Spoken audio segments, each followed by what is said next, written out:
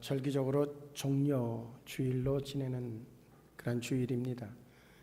종려주일의 본질적 의미는 이제 예수님이 십자가를 지시기 위해서 예루살렘을 향해 올라가는, 그때 수많은 사람들이 그 예수님의 그 예루살렘을 향은 그들의 마음속에는 이제 그들이 원하는 것들을 이룰 수 있는 그러한 그 아주 전적인 소망에 대한 기대감을 가지고 호산나 찬송을 부르며 대환영했던 그러한 날이기도 합니다. 그런데 본질적인 예수님의 그 예루살렘 향은 그렇게 화려한, 뭔가 무사람들이 종려나무가지를 흔들면서 호산나를 불렀지만, 그러나 그의 앞에는 십자가의 고난과 죽음이 기다리고 있었던, 근데 그것을 피해가는 것이 아니라 그것을 맞이하러 가는 예수님의 어찌 보면 무거운 발걸음일 수 있습니다. 그런데 거기엔 이제 왜 그러면 그 고난을 스스로가 이제 찾아서 갈 수 있었던가 하는 그런 물음이 있을 수밖에 없습니다. 그것은 그분이 오신 목적이 그것이었기 때문이었습니다. 그 십자가를 지고 죽으심, 그 이후에 부활을 이루기 위해서, 그것을 통하여서 그 모든 사람의 죄를 대속하기 위한 그러한 십자가 지심을 위하여서 오셨던 그 목적의 완성을 위하여 지금 고난임에도 불구하고 감내하러 예루살렘 향을 가는 예수님의 발걸음입니다. 우리는 그것을 통하여서 이 종려주일, 그렇다고 해서 십자가만 생각할 것이 아니라 뭔가 그 뒤에 숨어있는 내용을 생각하면서 진정한 소망을 얻는 그러한 예배가, 오늘의 예배가 되어질 수 있기를 주의 이름으로 축복합니다. 그 배경 속에 있는 그러한 아주 굵직한 그러한 주의 말씀이 있습니다. 그것이 오늘 우리가 봉독한 내용입니다. 요한복음 12장 24절을 다시 봉독하면, 내가 진실로 진실로 너희에게 이르노니 한 알에 밀이 땅에 떨어져 죽지 아니하면 한 알 그대로 있고 죽으면 많은 열매를 맺느니라 하는 말씀이었습니다. 결국은 많은 열매를 맺기 위하여서 내가 죽으러 간다고 하는 표현입니다.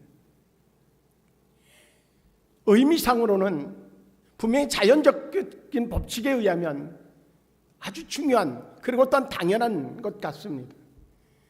그러나 많은 열매를 맺기 위하여서 내가 죽어야 된다고 하는 그 현실 앞에서 어느 누구도 그렇게 편안할 수는 없을 것이라고 하는 겁니다. 그럼에도 불구하고 그 과정을 통과하지 않으면 많은 열매를 맺을 수 없다고 하는 것이, 그로 하여금 어쩔 수 없는 선택의 길을 갈 수 있도록 강요하는 내용이기도 하다고 하는 겁니다. 오늘 성경은 우리에게 죽어야 산다고 하는 역설적 표현을 해주고 있습니다. 근데 성경에 보면, 예수님의 그 산상수훈에서도 보면 우리가 생각하는 것과는 전혀 반대적 역설적 그런 그 표현들이 여러 군데 나오고 있습니다. 예를 들면 가난한 자는 복이 있다라고 하는 말씀이에요. 줄이고 목마른 자는 복이 있다는 표현입니다. 온유한 자가 땅을 차지할 수 있다고 하는 이야기입니다. 우리가 생각할 때 복은 많은 것들을 소유할 때에 와진다고 그렇게 언제든지 이야기하고 있습니다. 그런데 예수님은 가난한 자가 복이 있다고 말씀하고 있어요. 줄이고 목마른 자가 복일 리가 없는데 그가 바로 복이 있다고 얘기를 합니다. 온유한 사람이 아니라 악착같이 남의 것이라도 빼앗아서 땅을 내 것으로 소유하는, 투기를 해서라도 주식을 그저 뭔가 어떤 수단 방법을 통해서든 간에 해서라도 남기는 자가, 그가 바로 승리자고 복이 있는 자지, 어떻게 온유한 자가 복이 있을 수 있을까라고 하는 그러한 의문을 가질 수 있습니다. 또한 핍박을 받는 자가 복이 있다고 이야기합니다. 이것은 분명히 십자가의 도리를 놓고서 해석하지 않으면 해석이 될 수 없는 상황입니다. 그리고 분명한 것은 영적인 세계를 하나님의 그 상급이라고 하는, 하나님의 뜻이라고 하는 것을 놓고 보지 않으면 해석 불가능한 이야기이기도 합니다. 또 한편으로는 진정으로 하나님께서 모든 것들의 주관자라고 하는 사실을, 주권자라고 하는 사실을 인정하지 않으면 이건 역시 어리석은 이야기가 되어질 수밖에 없다는 겁니다. 근데 오늘 본문의 말씀은 역설적인 건 아닙니다. 자연의 현상입니다. 씨앗을 하나 뿌리면 그것이 썩어지고, 그래야 그 안에 있는 생명체가 이제 발화를 해서 그래서 많은 열매를 거두도록 하는 그러한 자연적 법칙입니다. 그런데 분명한 것은 그 하나가 그대로 있으면 하나로 존재할 수밖에 없고 썩을 수밖에 없습니다. 근데 이것이 표현적으로 하면 죽어야, 그래야 30배, 60배, 100배를 거둘 수 있다고 하는 그러한 논리입니다. 성공적인 인생을 위한 10가지 방법이라고 하는 그러한 책에 보면 그러한 내용이 나옵니다. 밀 2대를 심으면 67대를 얻게 된다는 것. 그러면 몇 배예요? 30배가 넘는 그런 결실을 얻는다는 겁니다. 또 귀리도 3대를 심으면 79대를 거두게 된다는 겁니다. 옥수수도 역시 7대를 심으면 120대를 거두게 된답니다. 감자도 한쪽을 심으면 60개의 감자를 얻을 수 있다는 거예요. 벼도 하나를 심으면 140알의 열매를 거두게 되어진다는 거예요. 그런데 거기에는 분명한 모두에게 동일한 원칙이 숨어 있습니다. 그게 하나가 오늘 성경대로 하면 죽어야, 그래야 거둘 수 있는 겁니다. 우리는 오늘 이 시간에 그 가치에다가 마음을 둘 필요가 있겠다는 겁니다.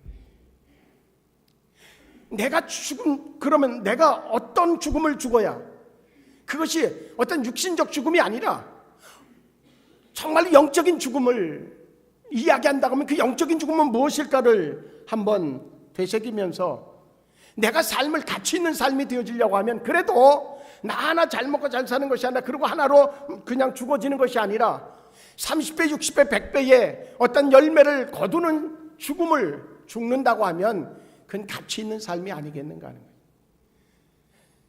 나로 인하여서 30명이, 60명이, 100명이 기쁨을 얻을 수 있다고 하면 나의 희생은 가치가 있지 않을까.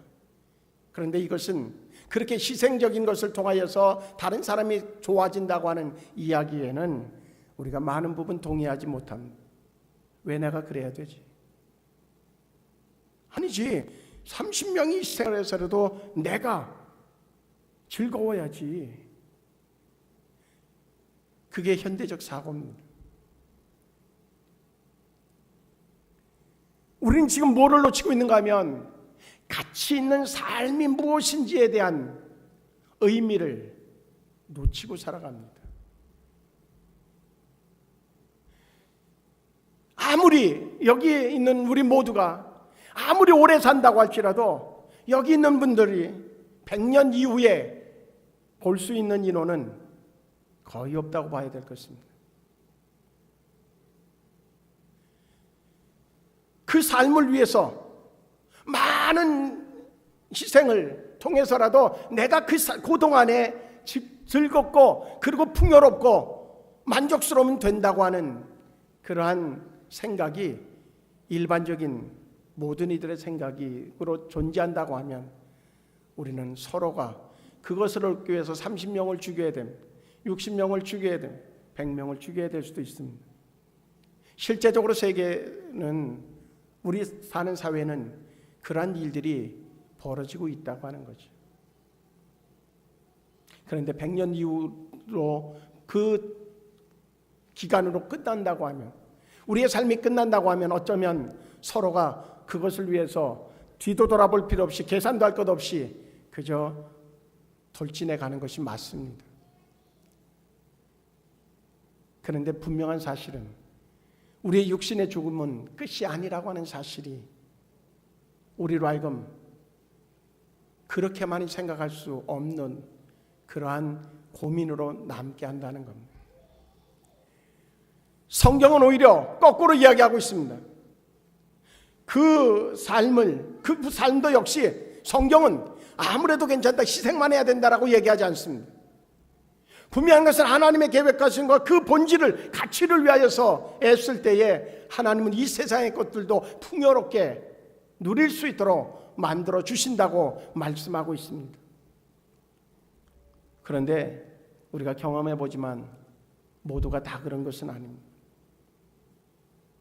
무엇을 의미하는가 하면 정말 하나님 앞에 칭찬받고 하나님께서 생각만 해도 가슴이 뛸 수 있는 그러한 하나님을 위한 삶을 사는데 육신적으로는 고난의 연속의 삶을 살아가고 있는 사람들이 우리 주변에 있기 때문입니다. 어떤 이유, 어떤 그 단어로다가 그것을 설명할 수 있을까? 안타깝다고 하는 생각을 할 수 있습니다. 그런데 우리에게 또 하나의 그러한 과제가 있습니다. 과연 어느 것이 가치 있는 삶이냐라고 하는 겁니다. 만약에 자기만을 생각하는, 그리고 일반적으로 생각하는 자기가 좋아야 다 좋은 것이라고 생각하는 논리라고 하면 올해 광복 100주년이라고 하는 것 때문에 많은 그러한 다큐들이 방송되어지고 있습니다. 그리고 또 그 가운데 목숨을 바쳤던 사람들의 유해가 한국으로 들어오고 있습니다. 그리고 한 사람 한 사람들에 대한 조명이 이제 역사적으로 지금 펼쳐지고 있습니다. 어쩌면 그 자신뿐만 아니라 그 주변의 가족들은 오히려 그의 가치 있는 삶 때문에 많은 절망적인 상황도, 그리고 많은 것들을 박탈당하고 그렇게 살아왔을 것입니다. 그렇다고 해서 그가 잘못 살았다고 얘기할 수 있을까 하는 겁니다. 지금 많은 사람들이 그의 가치 있는 죽음에 대해서, 가치 있는 삶에 대해서 그 뜻을 기리려고 애를 쓰고 있습니다. 그럼에도 불구하고 그들의 자손들은 어려움 속에 처해 있는 비참한 삶을 살아가는 사람들도 있다고 하는 거죠. 그렇기 때문에 우리가 가치를 찾을 때에 그런 외형적인 드러나짐을 가지고 판단의 기준으로 삼는다고 하면 이 사회는 균형을 잃고 쓰러질 수밖에 없을 것입니다. 본질을 소중하게 여기고 본질을 이루어가기 위해서 자기를 내놓는 수많은 사람들로 인하여서 지지난주에 강원도 산불에 났을 때도 역시 마찬가지로 그 폭탄이 터지면, 그쪽에서 화약이나 이런 것들이 터지면 자기의 목숨뿐만 아니라 아예 그냥 산산조각 날 수 있는 그런 위기적 상황에도 그 화약고에 있는 화약들을 차로 운반하는 그런 사람들, 그리고 어떤 이들은 그 불을 끌려고 거기에 물을 뿌리다가 죽어간 사람들도 있단 말이죠. 그들의 목숨은 아깝지 않았을까? 그런데 가치라고 하는 것이 그들로 하여금 그런 용기를 낼 수 있도록 하고 있다는 거죠. 우리에게 있어서 과연 나는 내 삶의 가치를 어디에다 두고 있는가? 내가 궁극적으로 얻으려고 하는 게 무엇일까? 내가 되고자 하는 것이 무엇일까? 우리는 지금 주어진 몇 년, 앞으로 몇 년의 시간이 아니라 영원한 세계라고 하는 것을, 하나님 나라라고 하는 것을 놓고 우리의 그 가치를 설정해 나가야 될 것입니다. 그러면 때로 죽을 수 있을 것입니다. 자기를 철저하게 희생할 수 있을 것입니다. 왜 그런가 하면 우리에게 하나님이 원하시는 요청이 있기 때문입니다. 연어에 대한 이야기를 가끔 합니다. 연어는 회기성 물고기입니다. 강이나 하천에서 민물에서 태어나서 그 연어들은 큰 바다로 나가서 3년에서 4년 동안 그 바다에서 삽니다. 그리고는 알을 낳을 시기가 되어지면 자기가 태어났던 하천으로 정확히 찾아온다는 겁니다. 중도에 웬만한 그 폭포를 만난다 할지라도 포기하지 않고 뛰어오르고 또 떨어지고 또 뛰어오르고 또 떨어지고 그래가면서 그저 뛰어오르다가 돌뿌리에 부딪히면은 그저 주둥이가 다 깨지고 몸 어느 한 구석이 그저 찢어져 나가는 그러한 상황이 되어져도 그 연어는 포기하지 않고 계속 치고 올라가며 자기가 있었던 태어난 그곳으로 향한다고 하는 거죠.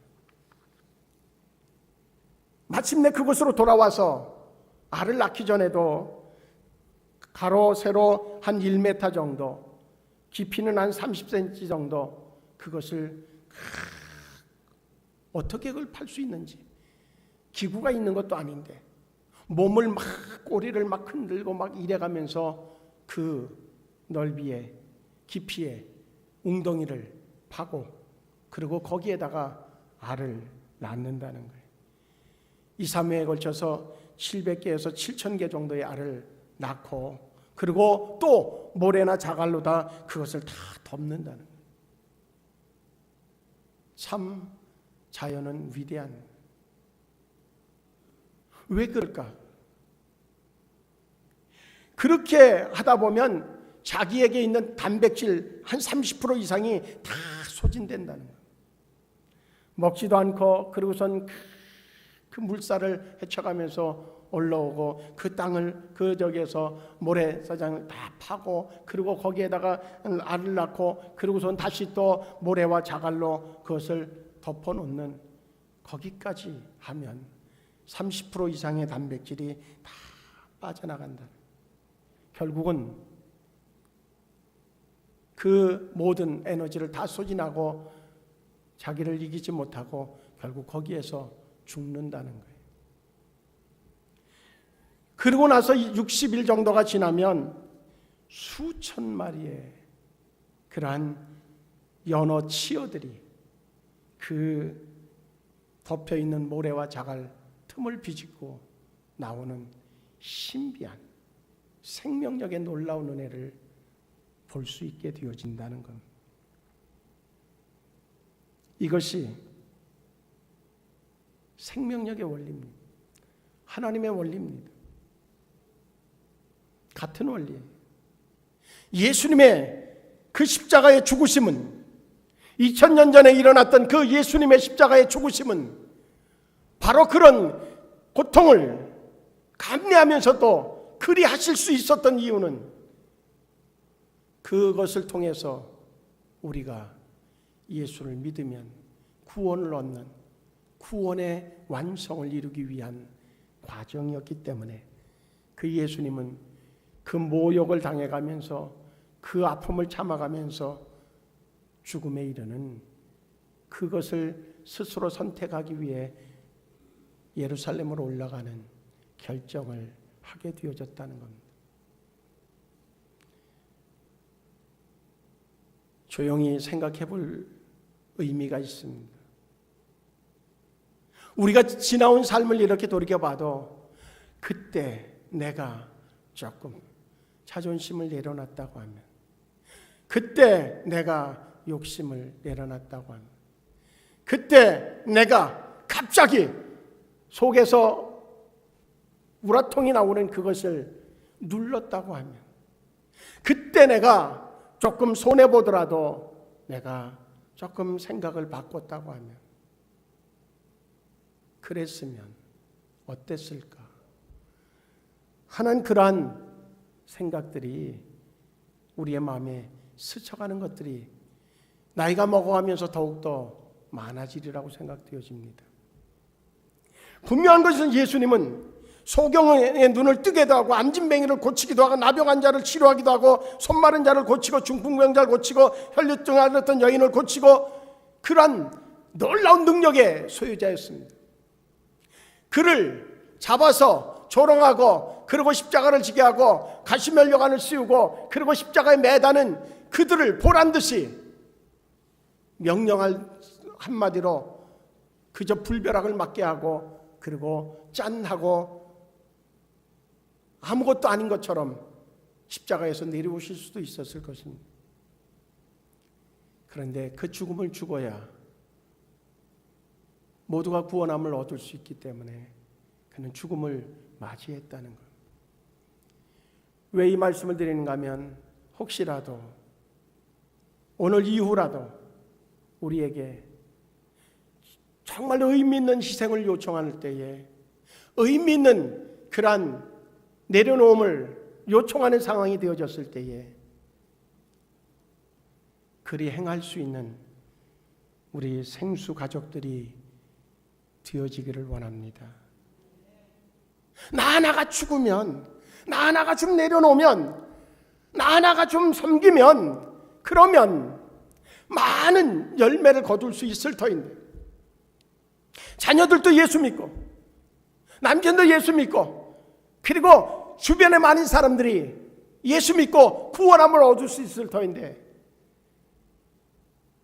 내 잘난 자존심이 내 잘난 그 성격을 다스리지 못하는 그것들이 그리고 내 욕심이 그 모든 것들을 다 가로막는 그런 어리석음은 범하지 않고 있는가 하는 겁니다. 예수님은 정말로 마지막에 하나님 앞에 기도할 때 그렇게 기도합니다. 하나님, 아버지요, 이거 좀 피할 수 있으면 피했으면 좋겠습니다. 그것이 인간적인 생각일 것입니다. 그러나 결국은 감당합니다. 우리에게도 순간순간마다 꼭 이래야 돼. 내가 나만 왜 이래야 돼? 내가 또 이래야 된다고 해서 뭐 그런 수많은 생각이 교차되어질 때에 그래도 나의 그 내려놓음이 나의 그 죽음이 정말로 많은 사람들에게 기쁨을 줄 수 있고 그리고 하나님께서 영혼을 구원하는 그러한 계기가 될 수 있다고 하면 우리는 그 일을 감당하는 정말로 하나님 앞에 몸부림치며 기도할지언정 그래도 그것을 감당할 수 있는 우리 모두가 되어질 수 있기를 주의 이름으로 축복합니다. 세상에서는 어리석은 죽음을 맞이하는 수많은 사람들이 있습니다. 어떤 예화책에 보면 그런 예화가 나옵니다. 미국의 나이아가라 폭포에 아주 가보면 물이 정말로 장관으로 흐르죠. TV나 이런 데 보면 멋지게 흘러요. 어디서 그렇게 물이 내려오는지. 근데 언젠가 커다란 얼음덩어리 하나가 떠내려오는데 거기에 양 한 마리가 얼어 죽은 상태로 내려오더라는 거예요. 이렇게 독수리 한 마리가 막 공중을 나는데 탁 봤더니 그 큰 얼음덩어리 위에 양 한 마리가 다 얼어 죽어 있는 거예요. 야, 오늘 저거 먹으면 그러면 오늘은 아주 내 배가 든든하겠다. 그래서 쏜살같이 내려가서 탁 양에다가 발을 탁 물고 그 날카로운 것을 딱 찍고 그러고선 뜯어대기 시작합니다. 폭포 소리가 점점 거세게 들려져요. 쭉 보니까 이제 점점 그 폭포 낭떠러지가 다가오는데 그래도 이까지 그 내 큰 날개로다가 한번 차고 올라가면 그러면 되지 뭐. 그러고선 열심히 뜯어 먹습니다. 이제는 거의 다 내려왔어요. 이제는 날아가야 되겠구나.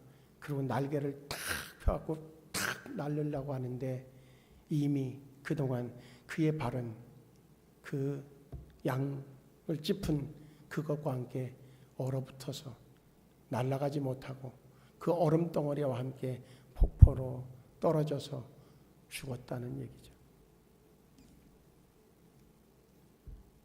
그것도 죽음입니다.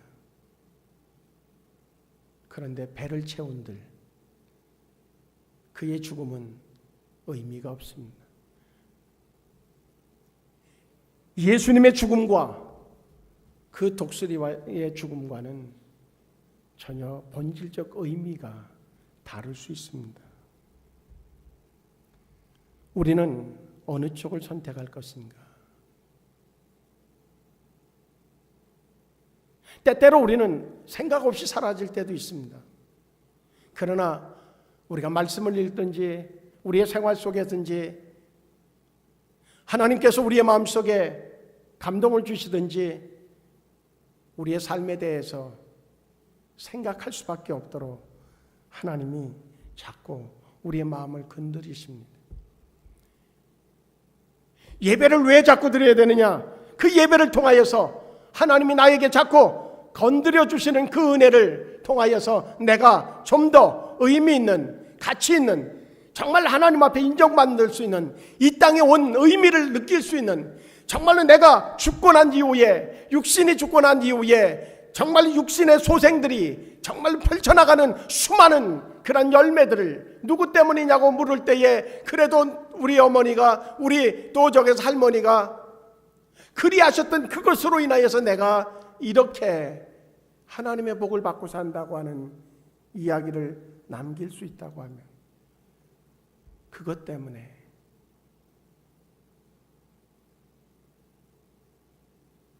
죽음의 의미가 있지 않겠느냐는 거죠. 바울은 그래서 고린도전서 15장 31절을 보면 나는 날마다 죽는다 그럽니다. 왜 그런가 하면 그 가치 있는 삶을 위해서 하나님이 맡겨주신 사명의 삶을 이루기 위하여서 자신은 날마다 죽음에 대한 고백을 하는 것을 보게 되어집니다.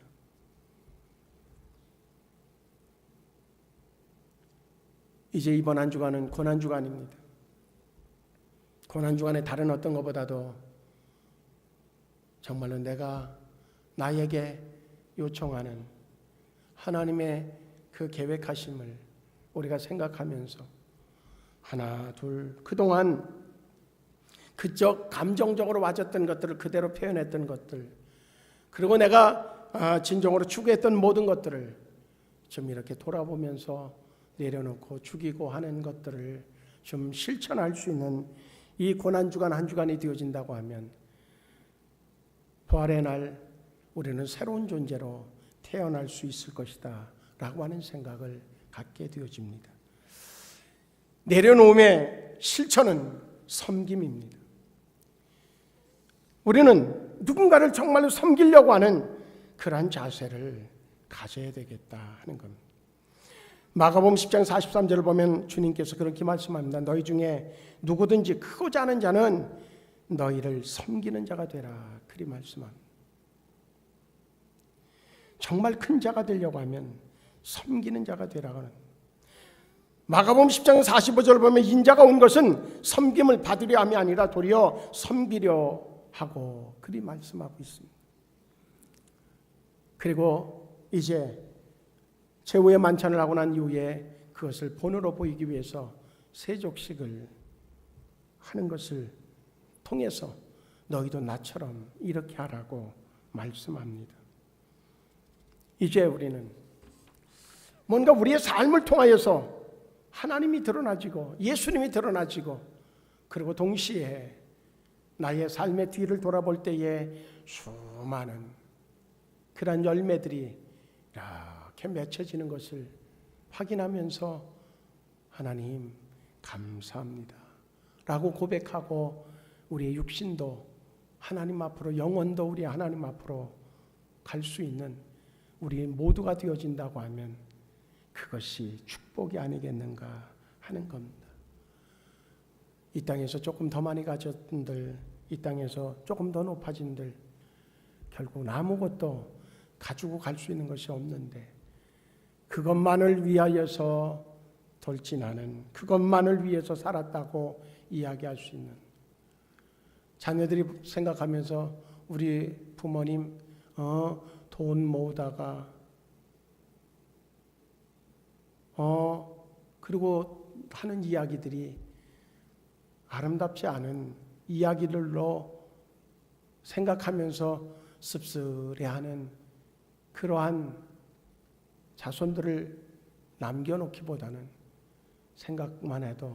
자꾸 생각만 해도 그립다고, 생각만 해도 정말로 너무너무나 고맙다고, 그럴 수 있는 삶이 무엇인지에 대하여서 우리 각자마다 이 고난주간 한 주간을 살아가면서 새기고 또 새기는 그런 한 주간이 되어지기를 주의 이름으로 축복합니다.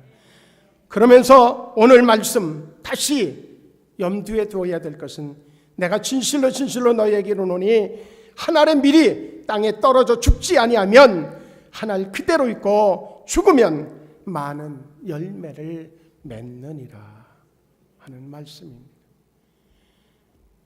저도 최선을 다하는 것 중에 하나가 있습니다.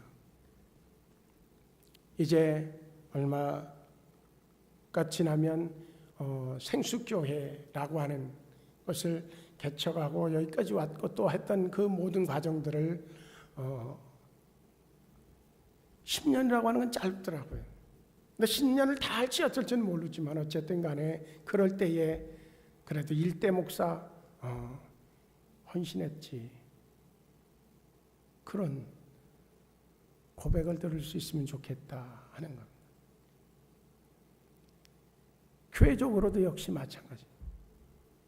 그리고 인간적 삶에 있어서도 역시 마찬가지라고 하는 겁니다. 우리는 모두가 그런 어떤 의식을 가져야 하나님의 사람들이 아닐까 하는 생각을 가져봅니다. 기도하시겠습니다. 우리 하나님께서 허락하신 삶이 그저 마음껏